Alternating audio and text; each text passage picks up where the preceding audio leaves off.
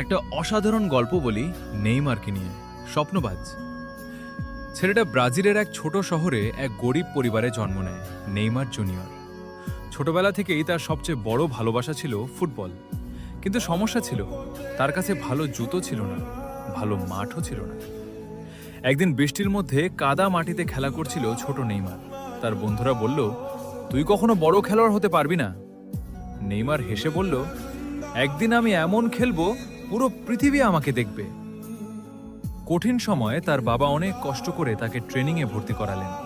কখনো টাকা থাকতো না, কখনো খাবার কম থাকতো, তবুও নেইমার হাল ছাড়েনি। রাতে ঘুমানোর আগে সে নিজেকে বলতো, আমি পারবো, একদিন অবশ্যই পারবো। স্বপ্নের উড়ান ধীরে ধীরে তার খেলা সবার নজরে আসতে লাগলো। একদিন সে সুযোগ পেল বড় ক্লাবে খেলার। সেখান থেকে শুরু হলো তার যাত্রা বিশ্ব ফুটবলের মঞ্চে। স্টেডিয়ামে হাজার হাজার মানুষ তার নাম চিৎকার করে ডাকত, নেইমার, নেইমার। হার না মানা মন, ক্যারিয়ারে অনেক ইনজুরি, সমালোচনা, ব্যর্থতা এসেছে, কিন্তু নেইমার কখনো থামেনি। সে জানতো সফল হতে হলে কষ্ট সহ্য করতে হয়। গল্পের শিক্ষা এই গল্প আমাদের শেখায়, স্বপ্ন ছোট হোক বা বড়, বিশ্বাস রাখতে হবে কষ্ট ছাড়া। সাফল্য আসে না, মানুষ হাসবে, তবুও এগিয়ে যেতে হবে।